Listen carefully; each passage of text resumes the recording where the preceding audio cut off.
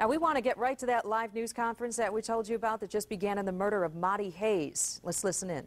Detectives from the Grand Rapids Police Department, along with the prosecutors from the Kent County Prosecutor's Office, have been diligently investigating this homicide. And I can tell you, through the use of the investigative subpoena statute, diligent and dedicated work from the investigators assigned to this case, tell you that today the Kent County Prosecutor's Office has issued a 2-count felony warrant charging Royal Gold Runyon, an 18-year-old male, with open murder and felony firearm. Royal Runyon has been held in the Kent County Jail on unrelated armed robbery charges since December 21, 2012. Royal Runyon, who is the victim's brother, has also been charged with perjury resulting from this investigation. Mr. Runyon will be arraigned tomorrow in 61st District Court on these charges. I think it's important to remember this is one of the 9 homicides that we had during the months of December and January. I think it's important that the community realizes that these cases have not been forgotten, that the major case team, the Grand Rapids Police Department, has continued to diligently investigate these matters. I can tell you to date, 6 of the 9 have been solved. We still have good, solid leads on the open investigations. In fact, I can tell you that Royal Gold Runyon is actually a very strong suspect in the death of Eva Galloway, who was killed on Dorchester in December as well. We also are investigating the death of Gregory Woods. We have good, solid leads on that case, continue to investigate it, and also continuing to investigate the death of Robin Griggs Johnson Griggs. Could continue to use help on any of these cases. People that have information regarding them certainly would continue to urge them to contact the Grand Rapids Police Department or Silent Observer. It would certainly be very helpful for us. So with that, I'd be glad to take any questions that you might have. Chief, it seems like we're hearing a lot more about these investigative subpoenas. Is that something that's a tool that you guys are using more often? It's kind of the answer to the code of silence we talk about all the time? Well, certainly it's helping us, and it's a statute that was passed several years ago by our legislature to give us some ability to bring people in under oath and to compel them to testify, the ability to require them to testify truthfully. And that certainly, obviously, they don't always. That's why we end up with perjury charges, but it gives us additional leverage, and certainly been very pleased with the dedication of the Kent County Prosecutor's Office in assisting us with those. But yes, it has become extremely helpful and necessary for us to be able to get to the bottom, to get the information that we need to solve these cases. Chief, could you say more about the relationship between Matty Hayes, Eva Galloway, and Royal Runyon, other than the fact that he is Mr. Hayes' brother? He is, yes, as I said, he is Mr. Hayes' brother, and actually I believe that Monty Hayes was an ex-boyfriend of Eva Galloway. So there was a relationship between the brothers, and based on information we have, we're continuing to investigate, but I can tell you, I can't get into the details because he has not been charged with this incident, but we do believe that he's a strong suspect in that case. Was your brother in some way also involved with Ms. Galloway? Yeah, as I said, he was a boyfriend. I don't want to get into all the details of it other than to say that he's in custody. He certainly is a very viable and strong suspect in that case. Was a current boyfriend? He was an ex-boyfriend of Mrs. Galloway. Mr. Hayes was an ex-boyfriend. What about Mr. Runyon? What was his relationship with Ms. Galloway, if any? I don't know that they had a relationship in that sense. Obviously, they knew each other, but I don't believe there was a relationship that I'm aware of at this time. Well, will you say anything about why a brother would kill his brother? Well, I don't know that. Obviously, there was some issue between them, and what the actual motives are, those are things that obviously we'll have to deal with in the trial process. But at this point, we do have information that leads us to believe, and we believe beyond reasonable doubt, that he's responsible for that death. Exactly. Ms. Galloway. That wasn't the thing that was between the two brothers. No, that was not. So, any other questions? You say he's also perhaps a suspect in her murder, so then he would be a suspect in both murders. What makes him the guy that would kill them both, if you can say anything about that to help the public understand? Well, Obviously, he was involved in an armed robbery. We do think that perhaps robbery could have been a motive in all of these incidents. But at this point, again, I can't get into all the details. It wouldn't be appropriate to lay all this out. I do think it's important that people realize that he was in custody since December 21.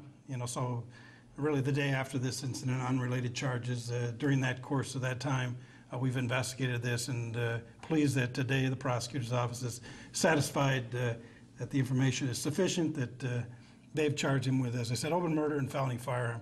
He had previously been charged with perjury related to this investigation as well. Can you elaborate on the robbery that he's in jail for now? It was an incident where he robbed an individual, I believe, out on the street. A shot was fired at the individual, although no one was injured. So. Can you talk about the arrest and where it happened? Was there any resistance or? At the December 21 arrest? Yes. Obviously, he's been in custody since that time. I don't have the details right in front of me to give you exactly when, how that went down. When you arrested him on December Perhaps Captain Hertel can answer that when we're done. 21st, did you have him in mind for the murder as well? As a possible person of interest in the murder? Well, he was certainly someone at that point we wanted to talk with, certainly in the death of Monty Hayes. We take one more question and then. How difficult is it? I mean, 'cause I remember in December you guys were under probably, it'd be safe to say, some immense pressure to solve these, and you have a potential suspect in jail, but not able to share that with us.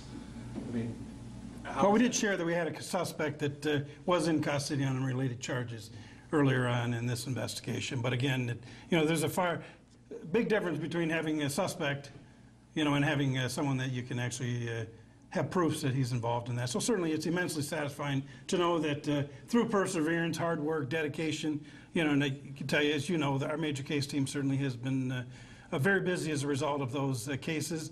Unfortunately, these investigative subpoenas, while effective, they're very time consuming, and it takes up a tremendous amount of time for our investigators. It's something that they have to continue to be engaged in. We have to have resources from the prosecutor's office in order to use the investigative subpoena process. So again, it's a very big commitment, both on the part of the police department and also on the part of the prosecutor's office, because they have to assign an assistant prosecutor to work with our investigators in order to use the investigative subpoena statute. so we understand, what does it take to get that kind of leverage?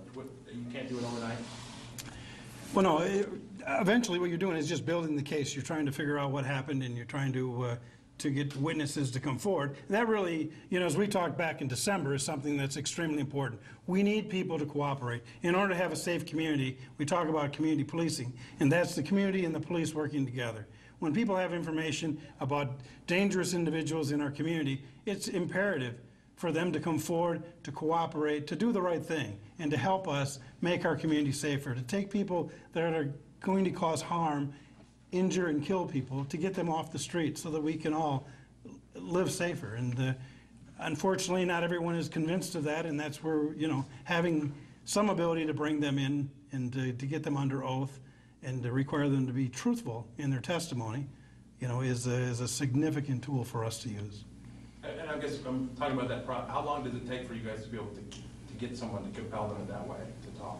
Well, I mean, it's a very lengthy process. I mean, obviously you have to locate them. They have to be served with a subpoena. They have to come into custody or to come into the environment that we are going to interview them. So, but ultimately it's a matter of how much information can you obtain, interviewing the right people, getting the right answers, ultimately building the case so that you have probable cause, you have enough information that justifies the charges. So, again, that's a process that has been ongoing, and we continue to investigate these other cases, and certainly hope that we'll return here in the near future being able to tell you that some of these others are solved as well. So, again, I'm very pleased with the progress and the work that's been done here. So, thank you very much for being here.